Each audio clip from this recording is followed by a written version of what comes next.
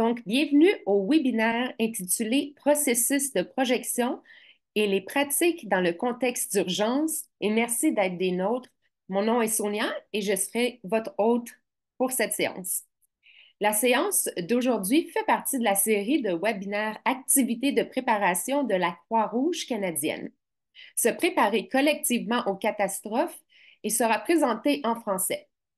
Selon les projections, l'été 2024 sera propice à des situations d'urgence d'une gravité sans précédent partout au Canada.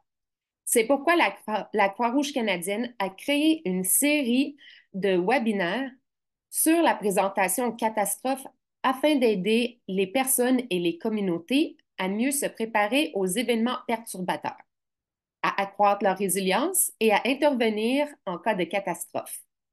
Nous avons organisé des séances d'apprentissage en français et en anglais tout au long de l'été. Vous pouvez également utiliser le code QR qui apparaît sur votre écran pour accéder à notre site web et pour vous inscrire à nos différents programmes. Nous afficherons également l'adresse de la page web dans la fenêtre de clavardage.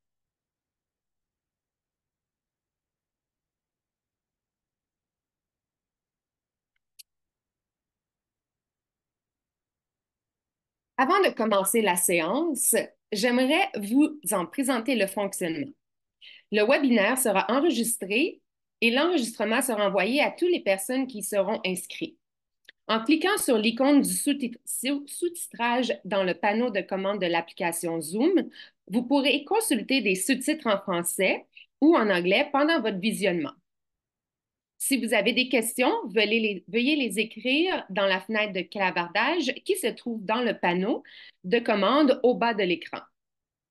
Et nous vous enforçons d'y répondre lors de la séance de questions à la fin du webinaire. Une question de rétroaction apparaîtra dans votre navigateur une fois que vous aurez quitté le webinaire. Celui-ci vous permettra de recueillir vos commentaires sur la séance et nous vous remercions de bien vouloir y répondre. Des trousses de ressources présentant le contenu tiré des webinaires de la présente série seront disponibles sur le site web de la Croix-Rouge canadienne. Au cours de l'été, tout comme la présentation PowerPoint qui vous a été présentée aujourd'hui. Vous pouvez aussi envoyer vos questions sur le sujet abordé aujourd'hui à l'adresse rrr@croixrouge.ca.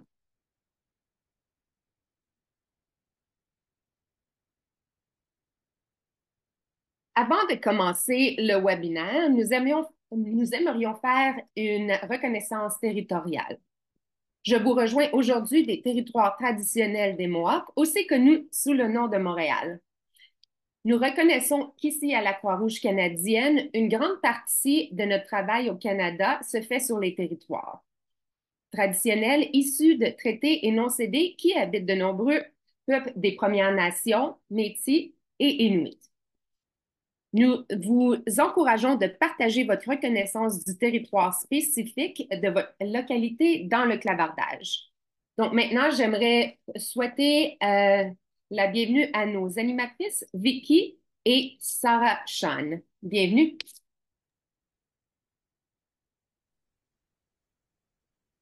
Merci beaucoup, Sonia. Donc, si tu me permets, Sarah Chan, je vais me présenter en premier. Donc, mon nom est Vicky. Je suis avec la Croix-Rouge canadienne depuis 2021. Depuis ces dernières années, travaillé à différents rôles, différentes fonctions. Euh, En tant que bénévole, en tant qu'employé aussi, je suis à mon poste de conseillère en santé mentale depuis 2023 et je fais partie de l'équipe santé mentale, bien-être, environnement sécuritaire. Ah, Sarah Chan. Oui, moi, c'est Sarah Chan. Dans le fond, je suis coordonnatrice en santé mentale, bien-être, environnement sécuritaire. Je suis dans la même équipe que Vicky. Puis moi, j'ai commencé là, à la Croix-Rouge, ça fait environ 3 ans. J'ai commencé, j'étais intervenante bien-être, environnement sécuritaire là, en lien avec des opérations de la COVID-19. Sinon, je vais partager mon écran pour qu'on puisse commencer la présentation.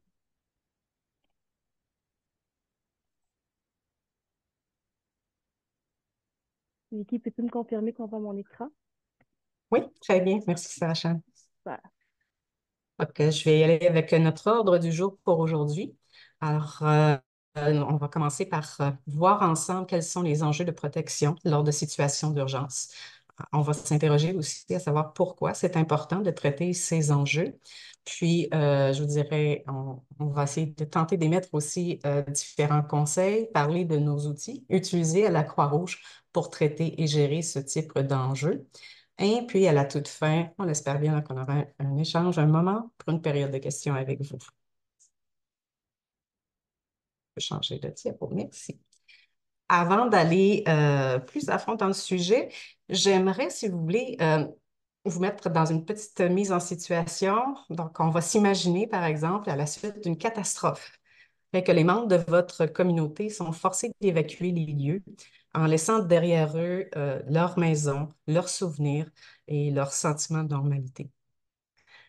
Arrivé dans le centre d'hébergement d'urgence, où toute la communauté s'est réfugiée, il y a un large éventail de personnes et de familles qui sont confrontées là, non seulement aux dommages physiques causés par le sinistre, par l'événement, mais également par les blessures invisibles qui ont été infligées à leur santé mentale. Donc, les gens autour de vous là, ne savent pas à quel moment ils pourront rentrer chez eux, ni combien de temps ils devront dormir dans une chambre d'hôtel ou encore sur un lit de camp dans un centre d'hébergement d'urgence. Ça, c'est des environnements, évidemment, qui leur sont étrangers.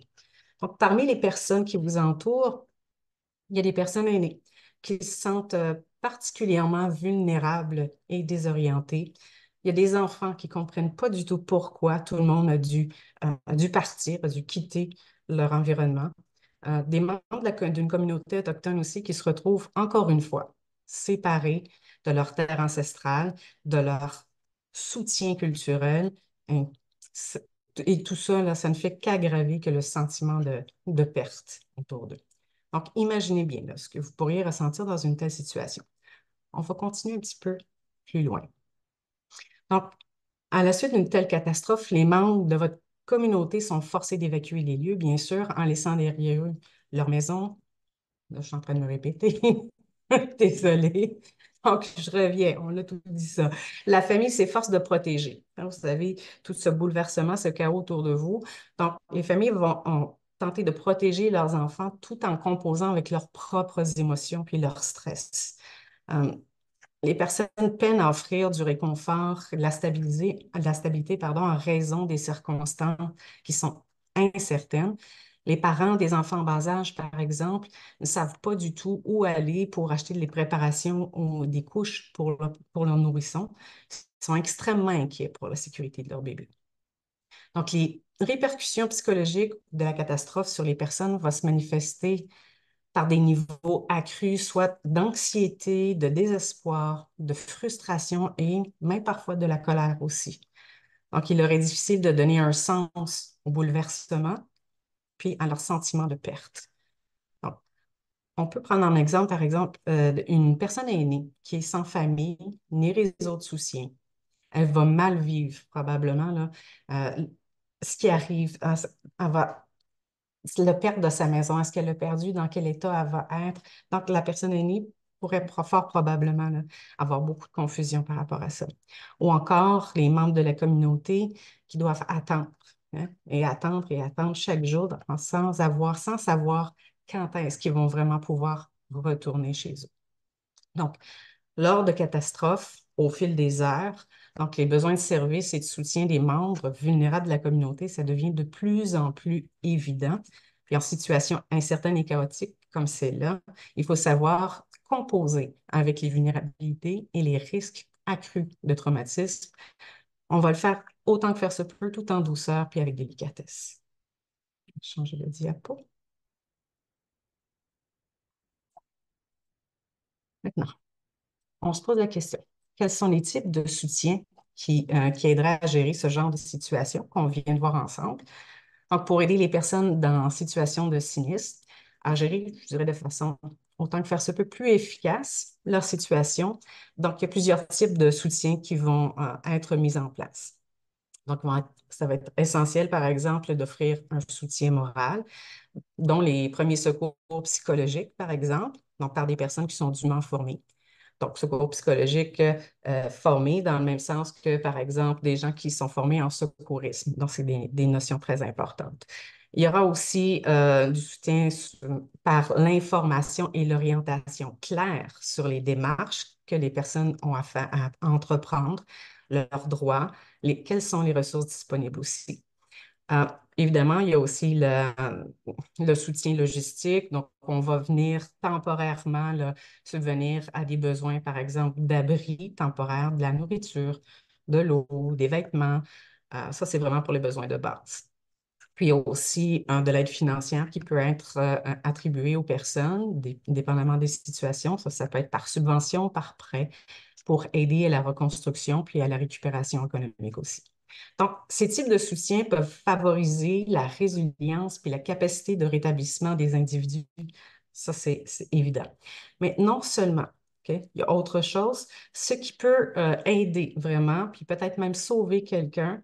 Donc, c'est une autre forme de soutien dont on va parler tout à l'heure, qui sont les mécanismes de protection. Donc, en effet, les situations de catastrophe peuvent souvent entraîner une augmentation de la violence au sein de la population qui est touchée. Et cette augmentation de la violence, entre autres, là, en général, c'est lié à un niveau élevé de stress et des conditions de vie précaires. Tu sais, on sort de chez soi, on ne sait pas où est-ce qu'on est, on n'a pas les mêmes revenus, etc., etc. Donc, ces indices vont montrer l'importance de mettre en place des mesures de protection et de soutien pour les populations qui sont en situation de sinistre. Je vais laisser Sarah Chan vous parler un peu plus de qu'est-ce que c'est que la protection en urgence. Oui, super, merci Vicky. Fait que tout d'abord, là, quand on parle de protection au sein de la Croix-Rouge, ça repose sur 4 grands principes. C'est dans nos obligations en tant qu'employé, en tant que bénévole au sein de la Croix-Rouge. Donc, c'est une responsabilité collective. La protection dans l'action humanitaire, là, elle consiste essentiellement à protéger les gens contre tout danger. Elle a aussi pour but de garantir le respect des droits humains, de préserver la sécurité, l'intégrité physique et la dignité des personnes qui sont touchées par les situations d'urgence. Dans des termes simples, la protection elle consiste à mettre les personnes à l'abri du danger. Ça inclut aussi d'éviter de poser des actions qui pourraient nuire, protéger contre toute souffrance physique et ou psychologique résultant d'actes de violence, d'intimidation ou d'harcèlement. C'est aussi fournir une assistance impartiale et non discriminatoire en réponse des besoins personnels, aider à faire valoir les droits et accéder aux moyens qui sont à disposition pour, par exemple, obtenir de l'aide en réparation des dommages causés ou se remettre des effets de la violence et des mauvais traitements subis. Fait que la protection, elle ne se limite pas à signaler la situation aux autorités, mais elle consiste là, également à mettre les personnes en contact avec des types de soutien qui sont appropriés pour elles au moment où elles en ont besoin. Et tout en respectant là, les législations provinciales et fédérales pertinentes là, pour nous aider à protéger les personnes. Donc, pourquoi il est important aussi de traiter les enjeux de protection? Eh bien, parce que lorsqu'il s'agit de violence en situation d'urgence ou de crise, il existe des études que tant au niveau national qu'international qui indiquent que tout type de violence sont exacerbées par les crises et les catastrophes. Ce qu'on peut voir dans ce tableau, c'est qu'on sait que quand il y a une situation de crise, une situation de catastrophe, une situation d'urgence, les systèmes de protection formels, donc là, on va parler systèmes de protection formels, on parle des services sociaux, des centres de soins et les systèmes de protection informelle, donc ça, c'est comme tout le réseau familial, le réseau communautaire aussi, peuvent s'effondrer ou peut-être inaccessibles ou indisponibles pour le moment. On sait aussi que à mesure que le stress individuel puis collectif augmente, il y a certaines personnes qui peuvent avoir recours à des mécanismes d'adaptation non nuisibles tels que la consommation d'alcool et ou de drogue. Et ça peut aussi, le stress peut aussi entraîner des réactions violentes. Aussi, l'augmentation du stress peut être causée par le manque de ressources, la peur, l'inconnu, l'incertitude face au futur. Il y a aussi la population la surpopulation dans un même endroit. Donc, on a comme un petit peu, on fait face à un manque d'intimité, manque d'anonymat, par exemple des communautés qui sont évacuées dans un même hôtel, et aussi peut-être une famille là, qui peut avoir à partager une chambre d'hôtel pendant des semaines, des mois, sans routine et sans activité. Il est également important là, de souligner que certaines personnes euh, étaient déjà confrontées à de l'exclusion et de la marginalisation avant l'urgence et que malheureusement, l'exclusion, la marginalisation peut venir s'accentuer plutôt dû là, à la complexité du contexte de la situation d'urgence. Donc, les études là, montrent qu'il y a un risque accru de violence de 6% à plus de 300% après une catastrophe ou une urgence. Évidemment, là, cette variation, là, elle dépend de divers facteurs. Ça peut dépendre du type de la catastrophe, de la durée de l'événement, des conditions sociales, économiques là, des communautés qui ont été touchées. Fait que ce tableau-là, puis ces données-là illustrent un peu l'importance là, pour nous, la Croix-Rouge, de venir renforcer les mesures de prévention et de soutien avant, pendant et après des situations d'urgence là, pour venir protéger les populations là, qui seraient plus vulnérables contre la violence.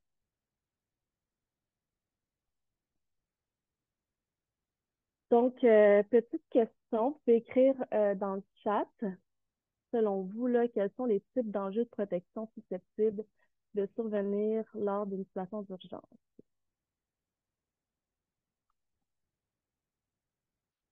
Moi, quand je pense à situation d'urgence, il peut avoir, disons, peut-être des blessures, des décès dus à des conditions dangereuses. Donc, on peut parler de la sécurité physique, des infrastructures, des bâtiments qui s'effondrent, qui sont endommagés.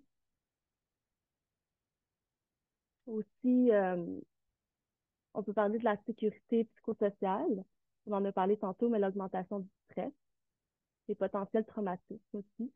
Puis tout ça, là, ça nécessite des services de soutien psychosocial.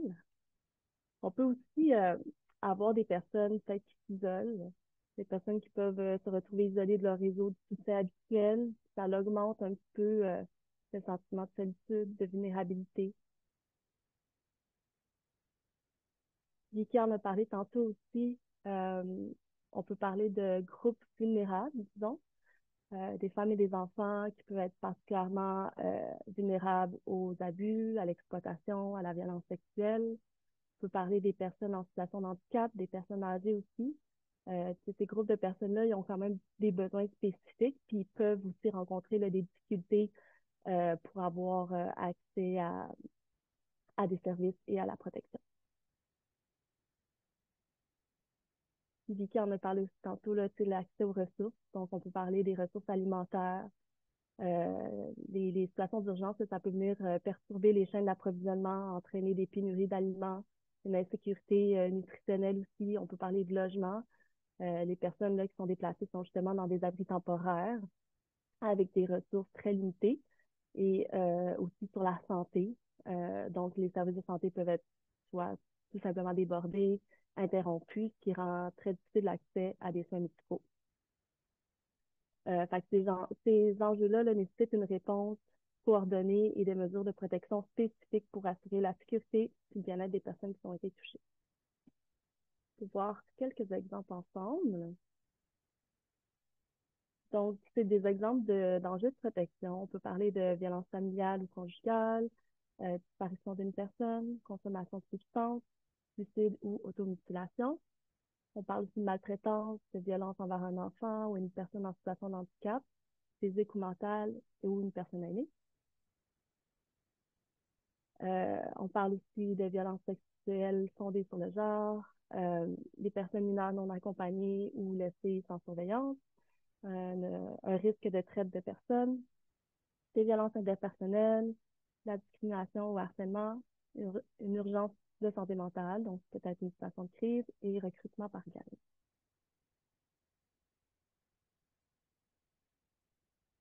Donc, importance de la protection lors des urgences. Ça, c'est les leçons apprises par les crises du passé. Donc, on comprend maintenant que les situations d'urgence, qu'elles soient causées là, par des catastrophes naturelles, des conflits ou des crises sanitaires, amplifient souvent les vulnérabilités déjà existantes. des familles, des communautés et elles peuvent donner aussi lieu à des violations de droits, y compris de la violence, la maltraitance ou de l'exploitation. Et lors des interventions d'évacuation ou des mises en abri, là, il peut avoir un taux élevé d'incidents liés à la protection des enfants, à la violence sexuelle, à la violence de gang, au risque de trafic d'êtres humains. Donc, la Croix-Rouge là, soutient un large éventail de personnes, des communautés confrontées à des crises, des catastrophes et des conflits, souvent à grande échelle.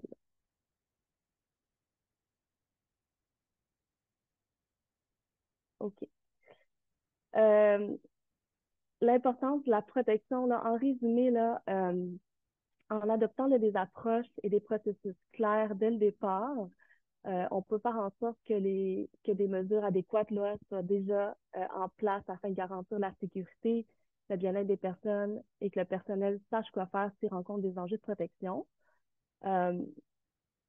Faut également là, souligner que les traumatismes, les préjudices historiques doivent être pris en compte et intégrés à nos approches. Cette démarche est particulièrement importante lorsque nous venons en aide à des communautés autochtones ou travaillons avec elles.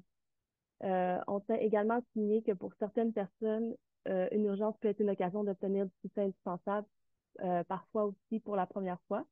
C'est également important de noter qu'une bonne gestion et un bon traitement des enjeux de protection là, favorise le rétablissement des personnes touchées par une catastrophe ou une situation d'urgence.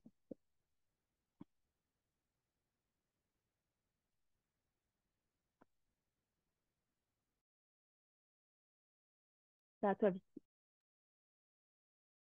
C'est ça, Rachel. Alors, nous savons que les risques liés aux enjeux de protection sont présents en tout temps dans la population et que les communautés, et ce que les risques augmentent pendant la situation de crise. Donc, Sarah Chan l'a très bien illustré avec le graphique tout à l'heure.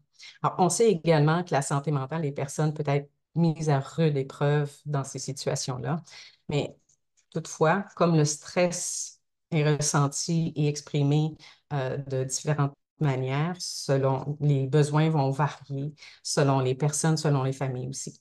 Donc, c'est donc essentiel d'adopter une approche qui est proactive de la santé mentale et de la protection pour rendre l'intervention plus stable et plus sécuritaire pour tout le monde. Alors, voyons ensemble là, quelques bases sur lesquelles la Croix-Rouge va s'appuyer. Merci. Donc, on a vraiment 4 bases importantes dans notre approche à la Croix-Rouge. Donc, ces principes sont la dignité, l'accès, les participations, sécurité. Alors, tout ça guide nos normes minimales dans toutes nos interventions.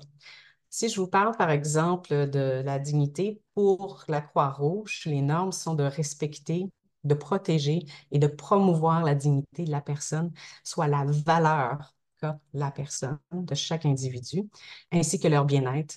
Alors, tout ça en répondant à leurs besoins d'intimité et à leurs besoins culturels également. On va s'adapter, donc on assure la dignité. Le second pilier, c'est l'accès. Donc, on va veiller à ce que les services soient non discriminatoires, ce qui veut dire que tous les individus ou les sous-groupes d'une population doivent avoir accès aux services.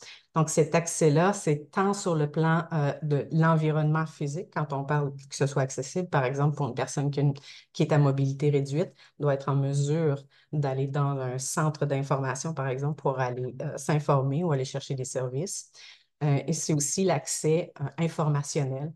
Donc, les gens ont besoin de savoir quel est l'état de situation, quels sont les services disponibles, quelles sont les ressources qui sont disponibles également. Ça fait partie de l'accès. Pour le troisième pilier, on parle de participation.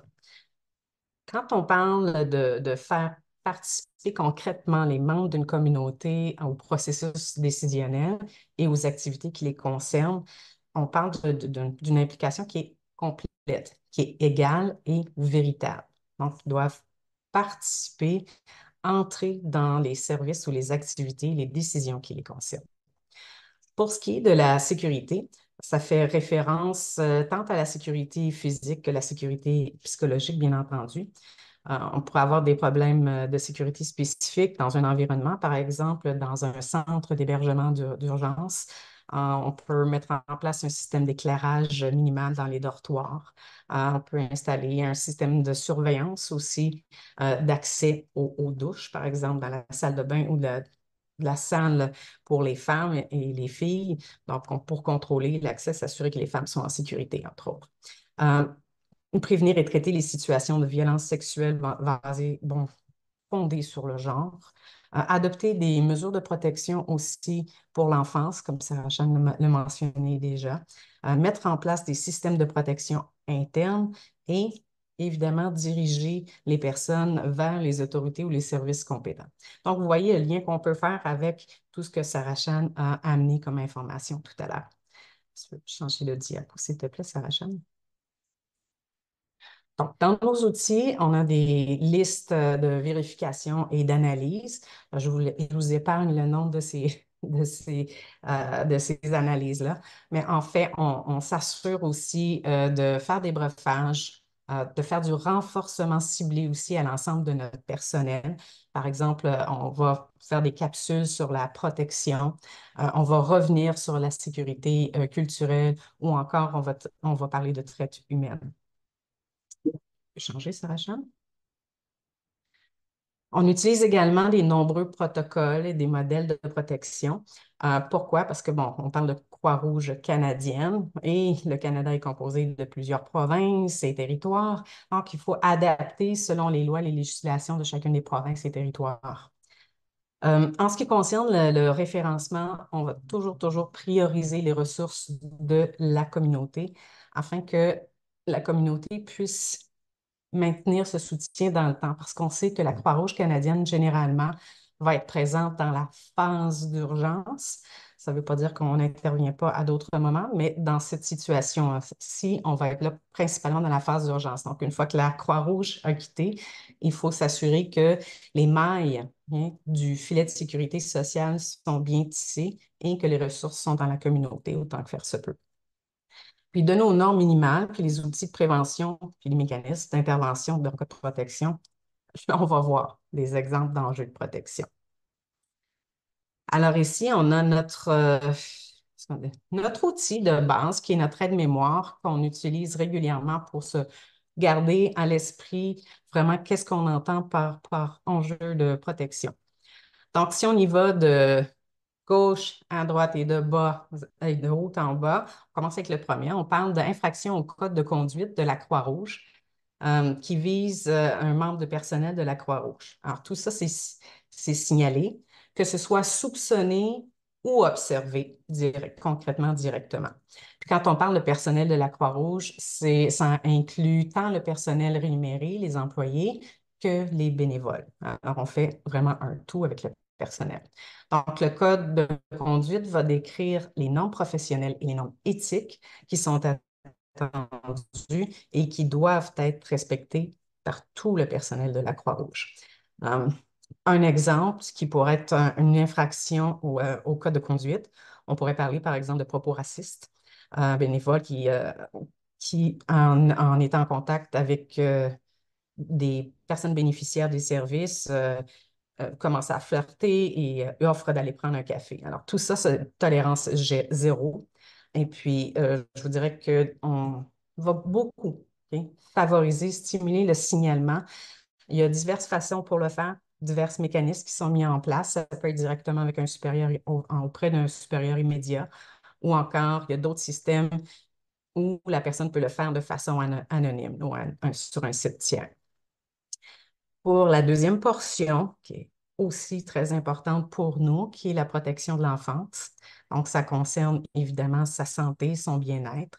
Donc, la politique que nous avons de protection de l'enfance stipule que les membres du personnel ne doivent jamais cautionner ni tolérer aucune forme de violence faite aux enfants. Sacha en a mentionné un peu qu'on parle de maltraitance, négligence, abus, exploitation sexuelle ou autre. Il n'y a rien de ça qui est toléré. Donc, ils ont le devoir d'effectuer un signalement et d'intervenir en cas de différents incidents. Maintenant, pour la troisième portion d'enjeux de protection, dans notre cadre, on parle de protection d'un adulte. Donc, encore là, on concerne la santé et le bien-être. Puis chez les adultes, souvent, on va retrouver, comme on a mentionné précédemment, des personnes plus vulnérables qu'on parle. On peut parler aussi d'aînés, on peut parler de personnes avec des limitations fonctionnelles au plan physique ou au plan psychologique. Donc, on porte attention. Donc, la violence, la maltraitance, les abus, la négligence sont des enjeux ici importants. Alors, quand nos employés ou bénévoles le constatent, on le signale. Comme je l'ai mentionné, même si c'est seulement soupçonné, on préfère aller de l'avant, aller un peu plus loin, puis s'assurer que la personne est bien en sécurité. Il y a aussi, évidemment, je l'ai mentionné rapidement, et Sarah Chan aussi, les violences sexuelles et sexistes. La liste est longue. Je vous en nomme quelques types de violences sexuelles et sexistes. On parle d'agression sexuelle, de violence conjugale, de trafic sexuel, de mariage forcé, de prostitution ou d'exploitation sexuelle, des abus ou de la maltraitance sexuelle, des privations de ressources aussi, ou de ressources ou de services. On va garder en tête aussi que nous portons attention à ce qui a trait à l'intimidation ou l'harcèlement, aux idéations suicidaires aussi, aux activités criminelles ou des prises de risques excessifs également. Ce qui m'amène à vous parler de la dernière portion dans notre cadre de protection. Là, c'est en situation d'urgence, donc c'est des situations extrêmes, qu'on parle d'urgence médicale, psychiatrique ou violence qui met à risque la sécurité d'une personne ou de plusieurs individus. Donc, ici, pour pas comme exemple, en situation médicale, on pourrait dire une blessure grave, un malaise cardiaque. Alors oui, on appelle le 911 et c'est urgent.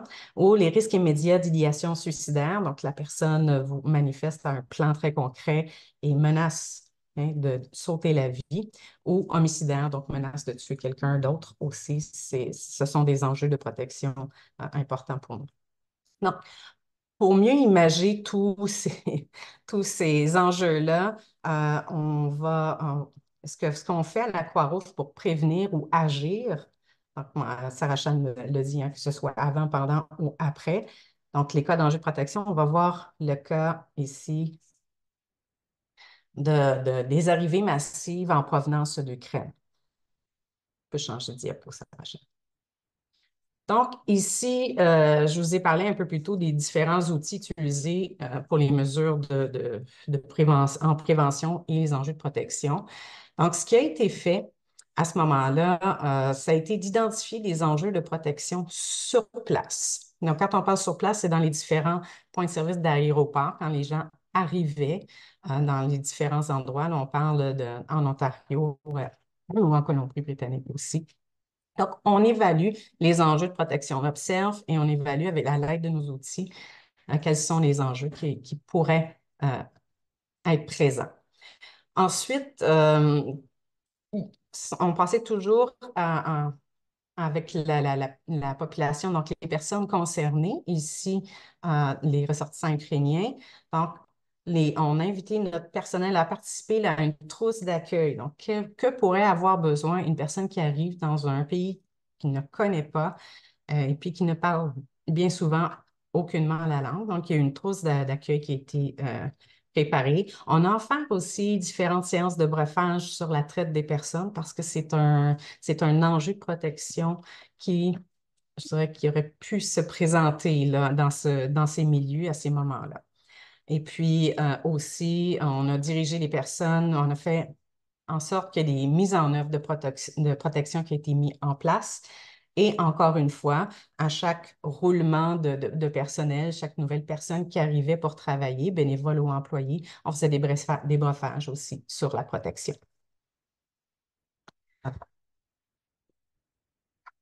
Donc, toujours dans cet ordre-là, dans cette idée de protéger les gens. Donc, il y avait le service direct aux personnes touchées. Alors, oui, les bénévoles et les employés procèdent à différentes formes de soutien moral. Puis quand il y avait des besoins complexes, par exemple comme de la violence familiale ou des risques de traite, là, il y a tout le protocole et processus que j'ai mentionné un peu plus tôt qui se mettait en branle.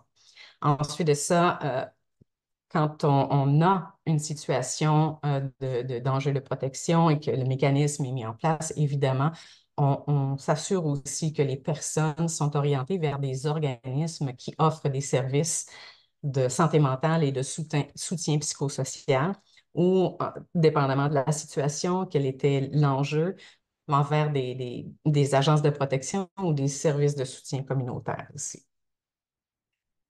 Changer de diapo.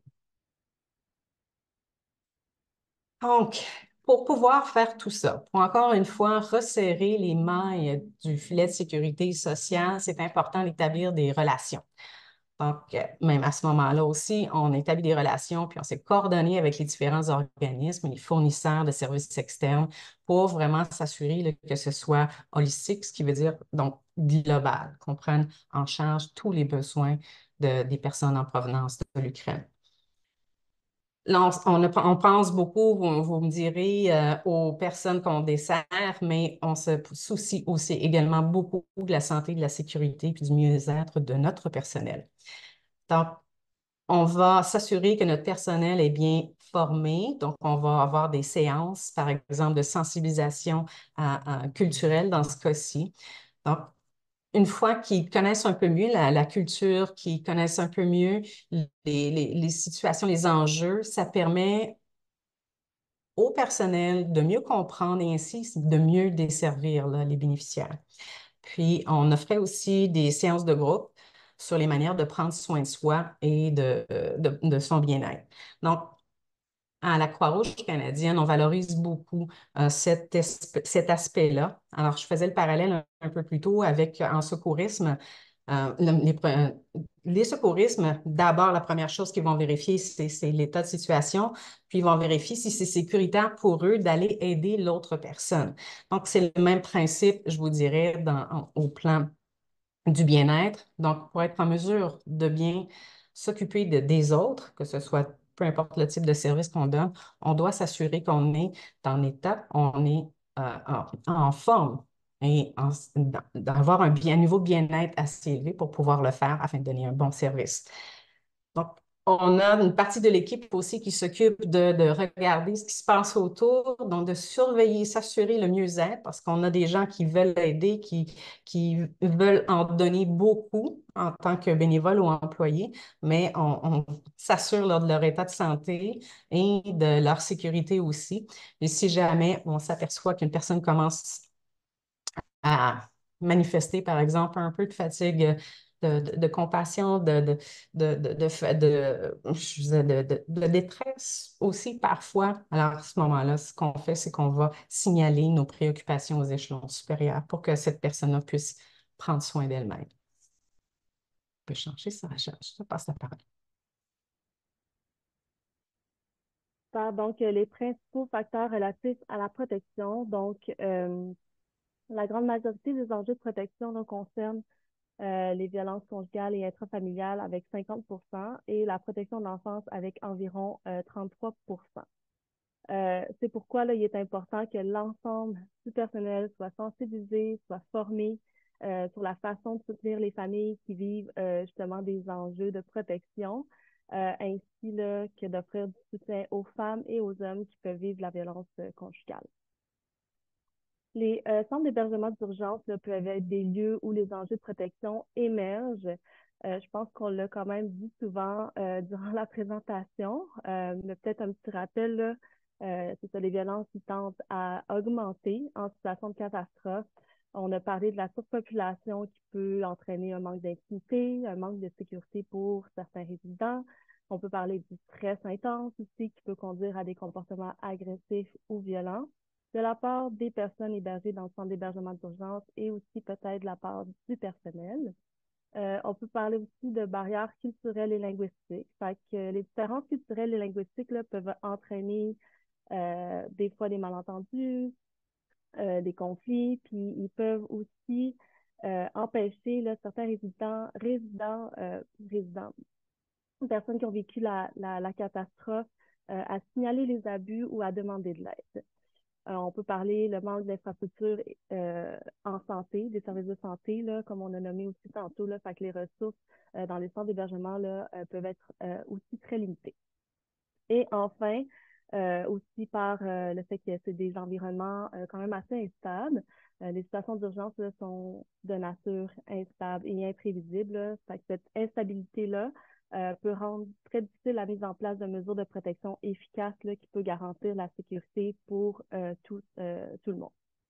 C'est pourquoi il est important de créer des espaces sécuritaires. Donc, comment nous, à la Croix-Rouge, on met en place des environnements sécuritaires. Donc, par la formation et par le renforcement des capacités du personnel, ça nous amène un peu à réfléchir de la manière dont les enjeux de protection doivent être gérés et signalés au sein de notre équipe. Ça nous amène aussi à former proactivement là, les équipes sur les protocoles, les processus là, qui peuvent permettre à gérer les enjeux de protection. Et c'est donc de faire en sorte là, qu'un enjeu de protection puisse être rapidement pris en charge pour soutenir les personnes qui ont vécu la situation d'urgence, mais aussi pour soutenir les employés, les bénévoles qui participent là, à l'instauration des mesures préventives. Aussi, là, on peut dire que quand le personnel est formé, quand ils connaissent les mesures à prendre, quand ils témoignent d'un enjeu de protection, quand on est formé, quand on est outillé, on a davantage, on se fait un peu plus confiance aussi dans nos capacités, dans nos réflexes d'intervention. Puis on agit un petit peu plus vite aussi. Ça fait qu'on assure la sécurité des personnes un peu plus rapidement. Donc, références et partenaires communautaires, on l'a encore déjà mentionné, mais c'est aussi important de connaître les organismes communautaires locaux ou les services du réseau de la santé pour assurer, encore une fois, la sécurité des personnes. C'est de garder aussi en tête qu'on n'est pas tout seul dans la protection, dans les environnements sécuritaires des personnes, mais les autres organismes aussi peuvent nous aider à assurer la sécurité. Donc, on parle d'une cartographie de la communauté. Fait que les membres de la communauté peuvent aider aussi à identifier les organismes et les ressources de confiance. C'est eux qui les connaissent, ils connaissent la fiabilité aussi des organismes. Donc, avoir une liste vérifiée, on essaie quand même toujours de garder nos listes à jour. On veille un petit peu à ce que les listes soient exactes, disons, dans les heures d'ouverture, dans les coûts. Est-ce que c'est des services gratuits? À qui s'adresse ce service-là? Puis même des adresses, les coordonnées, numéro de téléphone, email. Et les ressources sur place et hors site, c'est-à-dire que des fois, quand on va faire un centre d'hébergement d'urgence ou même peut-être avoir des chambres d'hôtel, il va y avoir d'autres équipes aussi présentes sur le site pour nous aider. Si je peux peut-être reprendre rapidement. Ouais, non, c'est ça, pour nous aider. Donc, on parle soit d'organismes communautaires ou peut-être même du réseau de la santé. Donc, comme les statistiques l'ont un peu montré tantôt, là, la protection de l'enfance est tout particulièrement importante dans le cadre des interventions d'urgence. Étant donné leur grande vulnérabilité, on a l'obligation légale de signaler tout enjeu de protection. Donc, tout type de violence, ça inclut la maltraitance des enfants, ça comprend aussi les violences psychologiques, physiques, sexuelles, la négligence et l'exploitation. Il est important aussi de connaître l'Agence de protection à l'enfance selon la province ou même la communauté. Aussi, c'est ça, la définition d'une personne mineure, donc l'âge varie d'une province ou d'un territoire à l'autre, comme par exemple au Québec et en Ontario. C'est 18 ans, mais en Colombie-Britannique et en Nouvelle-Écosse, l'âge pour la majorité est de 19 ans. Puis bien entendu, le but n'est pas d'enquêter ici, mais toute préoccupation, comme le dit Vicky, de violence, de maltraitance des enfants doit être signalée. Donc, on doit remonter l'information. Euh, Lors de la prestation de service, le respect de la vie privée est très important. Donc, la confidentialité en situation de crise ou en situation d'urgence est cruciale pour plusieurs raisons. On doit protéger la vie privée des personnes. Fait que les personnes en situation d'urgence vont venir nous partager des fois des informations personnelles, des fois des informations sensibles. Donc, pour respecter la confidentialité, pour protéger leur vie privée et maintenir aussi leur dignité. Ça nous sert aussi de préserver le lien de confiance avec la personne. C'est une façon aussi d'assurer la sécurité des personnes. Dans certaines situations, là, la divulgation non autorisée d'informations peut mettre en danger là, la sécurité euh, des personnes, de l'individu, de la famille. Fait qu'on s'assure que la confidentialité aide à prévenir les risques potentiels liés à la divulgation d'informations sensibles. Petit exemple, on, si une personne se présente dans un centre d'hébergement d'urgence, puis elle cherche une autre personne, elle demande est-ce que telle personne est dans le centre d'hébergement d'urgence. Nous, malheureusement, on ne peut pas dire si cette personne utilise les services ou pas. Il y a des exceptions, bien sûr, mais sinon, on ne peut pas, on garde la confidentialité des personnes. Et en conclusion, là, prévenir les enjeux de protection dans la mesure du possible. Puis c'est bien dans la mesure du possible parce qu'on sait qu'il y en aura, mais on peut quand même aider à prévenir les enjeux de protection. Concrètement, on peut prévoir une chambre supplémentaire pour l'hébergement des personnes qui devaient être séparées en raison de violences conjugales et intrafamiliales. On peut envisager d'installer les grandes familles dans des chambres avoisinantes ou même des chambres qui ont des portes communes si elles doivent là, être logées à l'hôtel. On peut aussi aménager des espaces adaptés aux enfants. Ça peut contribuer à atténuer le stress des parents, le stress des enfants, donc le stress des familles. On parle ici, on peut faire un petit espace jeu, laisser des cahiers à colorier, laisser des jouets. Puis on tient compte de l'accès des personnes en situation d'handicap aussi. C'est un élément important quand on s'installe quelque part, quand on fait un centre d'hébergement d'urgence. C'est vraiment pour s'assurer que les personnes en situation de handicap là, aient accès aux services. Et en conclusion, donc, je pourrais finir en vous demandant, là, pouvez-vous penser à d'autres mesures qui pourraient être utiles? Donc, libre à vous si vous voulez répondre dans le chat. Vous êtes vraiment les bienvenus, mais ça serait plus une conclusion comme à titre de réflexion dans votre quotidien, vous dans votre organisation, vous dans votre travail. Qu'est-ce que vous pouvez mettre en place là, justement pour assurer, pour mettre des mesures de protection comme nous on le fait à la Croix-Rouge.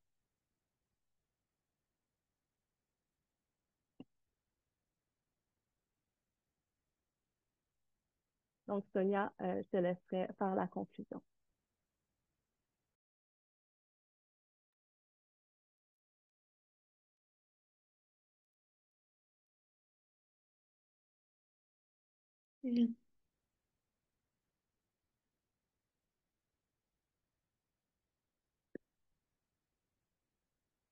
Donc, merci beaucoup pour cette fantastique présentation à Vicky et Sarah Chan. Nous espérons que vous allez pouvoir nous joindre pour le prochain webinaire qui aura lieu le 13 août prochain. Donc, vous pouvez utiliser les codes QR sur l'écran pour vous y inscrire, ainsi que pour vous inscrire au prochain événement. Donc, passons maintenant à la séance de questions. Euh, comme il est, donc, vous pouvez, pardonnez-moi, euh, nous avons le temps de répondre à 3 questions. Donc, j'ouvre, vous pouvez poser vos questions que vous avez.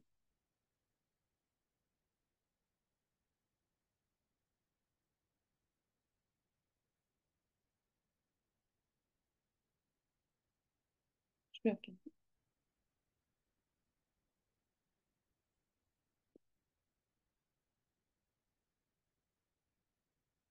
Questions? Donc, nous n'avons pas de questions, donc merci beaucoup à tous.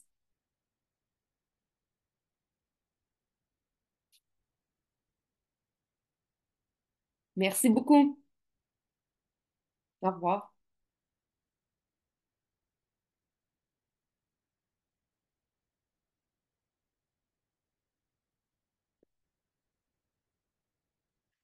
Donc, on a un commentaire dans le clavardage qui dit prévoir un plan d'urgence, avoir une liste de personnes à contacter avec leur adresse, téléphone, carte cellulaire, etc.